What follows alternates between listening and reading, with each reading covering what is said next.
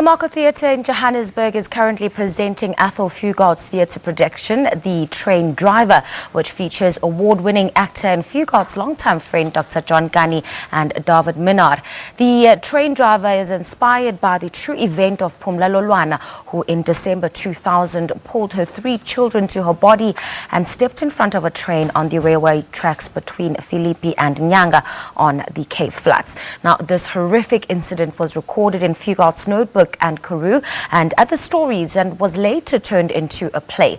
The play, inspired by this horrific event, follows the tormented train driver who is determined to find the unmarked grave of the woman he unintentionally killed. However, what he finds is an unexpected stranger who has the power to offer forgiveness that would free him from his torment. Well, to tell us more about the production, we're joined in studio by renowned actors Dr. Kani and Mr. Minnar. Welcome to Morning Live. It's great to have you both. Thank you. Welcome. Doctor, I mean, the train driver tells of this horrific story where he's unintentionally killed this woman. It's horrific. It's a story that's filled with many layers. What was it that most intrigued you about the story? Well, it began with the South African theatres deciding to honor and pay tribute to Athol Fugard's contribution to the art scene in South Africa. So the Market Theatre decided that they were going to do The Train Driver, which opened, I think, 2010, and then went overseas, but never played anywhere. So I was very, very excited when Mr. James Ngobo offered me to be part of this tribute to my old friend, and of course the opportunity to work with Dawid Minnar. We know each other for such a long time. If I'm in the main theatre, he's on the other theatre. When he's in the main theatre, I'm on the other theatre. We never found a moment to work together. And also incredible director, Charmaine Ware-Smith, which I sometimes think women make very good directors. They got that nurturing thing. Then they just keep everything together as it should be. Yeah. Dawid, tell us about your role. Give us insight into the role you play, and the story itself. I mean, it's got the ability to break anyone's heart as we look closer at some of the issues in society of suicide.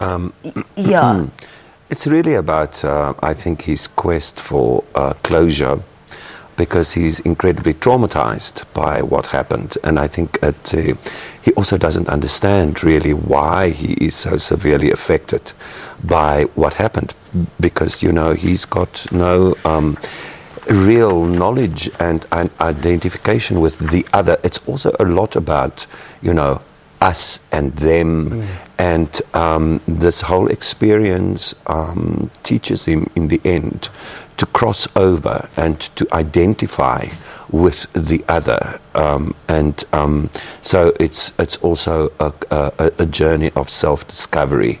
It's not so much about really forgiveness than acceptance and ownership. In the end, he owns this person because nobody else wanted her. So he crosses his own Rubicon, really, by going through this experience. And so for people who will be coming to watch the production, is that sort of the sense of what you would like to see them walk away with? That sense of being, you know, able to, or coming closer to accepting the things we cannot change? Well, no. I think we can change things. And I don't, you know, I'm not going to prescribe to an audience with what they should walk away with. People have their own experiences when they come to the theatre, and we've experienced it so far that people react very strongly to the piece. You know, it's almost like a therapy session in a way. They identify emotionally very strongly with what goes on there, and it's amazing because it's quite short, and in a very short time you take them places, which is very satisfying, and that obviously is also Athol's strength as a writer, that he can look into the human condition with such clarity, and then enable us to present it in such a way. Doctor, you've spoken so well about, of course, your friend here, about James Ngobo, about the director on the production, but give us insight into your role, and just to close off, the role of Athol Fugard in South African theatre and what we should all learn from his legacy. You see, this wonderful character, Rufi, who the train driver, has gone through many therapy, counseling, trying to explain to him that it is not your fault. He stumbles upon this old man who is the grave digger for the unmarked or the unidentified, those that are not claimed. Then we play a counselor and patient relationship.